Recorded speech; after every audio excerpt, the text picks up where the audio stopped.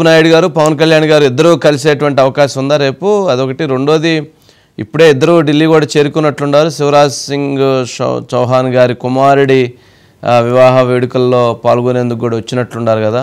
ఏంటి tour schedule ఎట్లా ఉంది? ఏంటి ఎవరెవరిని కలవబోతున్నారు ఏంటి? అంటే డిప్యూటీ సీఎం ఇప్పుడు ఇద్దరు కూడా శివరాజ్ సింగ్ చౌహాన్కి సంబంధించిన ఇద్దరు కుమారుల రిసెప్షన్ కార్యక్రమానికి వెళ్తారు. అక్కడ కేంద్ర మంత్రులు మోడీ కూడా వచ్చే అవకాశం ఉంది. కాబట్టి శివరాజ్ సింగ్ చౌహాన్ గారి ఇద్దరు కుమారులా? ఇద్దరు కుమారులు అండి. ఇద్దరు కుమారులు ఒకేసారి వివాహమా? ఇద్దరు కుమారుల కార్యక్రమం అండి అది. ఇది భలే ఉందే. దానికి సంబంధించిన కార్యక్రమమే. ఆ కార్యక్రమానికి అటెండ్ అవుతున్నారు. ఆ కార్యక్రమానికి అటెండ్ అవుతున్న సందర్భంగా కేంద్ర మంత్రులు, ప్రైమ్ మినిస్టర్ కూడా వస్తున్నారు, అదేవిధంగా హోమ్ మినిస్టర్ వీళ్ళందరూ కూడా వస్తున్నారు. కాబట్టి చాలా టాప్ వాళ్ళకు మాత్రమే ఇన్విటేషన్స్ అనేటివి కూడా ఉండడం జరిగింది. సో ఈ సందర్భంగా అవకాశం వస్తే అక్కడ ప్రధాని నరేంద్ర మోడీని దీనికి సంబంధించిన అంశంపై ప్రస్తావించే అవకాశం కూడా ఉంది. అంటే బిల్ గేట్స్ సంబంధించిన మీటింగ్స్ అనేటివి కూడా ఉన్నాయి. అదేవిధంగా అమెరికాకు సంబంధించిన నేషనల్ సెక్యూరిటీ అడ్వైజర్ ఢిల్లీలో ఉన్నారు.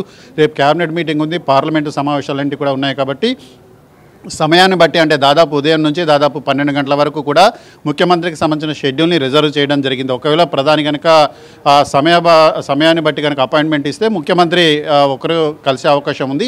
అయితే ప్రస్తుతానికైతే షెడ్యూల్ ప్రకారం ఏంటంటే రేపు డిప్యూటీ సీఎం తిరిగి హైదరాబాద్ కానీ అమరావతి కానీ వచ్చేందుకు ఆయన ఏర్పాట్లన్నీ కూడా చేసుకున్నారు.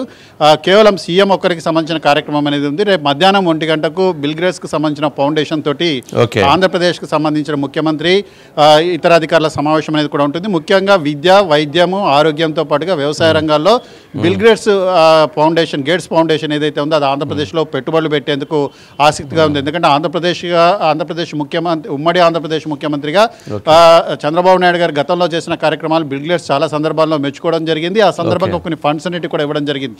సో ప్రస్తుతం ఉన్న పరిస్థితుల నేపథ్యంలో ఈ ఆంధ్రప్రదేశ్లో కొత్త రాజధానిలో ఇటువంటి ఈ 3 అంశాల్లో కూడా పెట్టుబడులు పెట్టేందుకు సిద్ధంగా ఉన్నారు. కాబట్టి దానికి సంబంధించి కూడా ఆంధ్రప్రదేశ్కి సంబంధించిన సుదీర్ఘమైన ప్రణాళికలు ఏవైతే ఉన్నాయో వాటిని కూడా గేట్స్ ఫౌండేషన్కు వివరించున్నారు. దాంతో కొంత ఈ 3 రంగాల్లో కూడా కొంత ఫండ్స్ అనేవి కూడా అవైలబిలిటీ ఉంటాయి. కాబట్టి వినూత్నమైన విప్లవాత్మకమైన మార్పులంటి కూడా తెచ్చేందుకు దానికి సంబంధించిన ఏర్పాట్లంటి కూడా చేస్తున్నారు.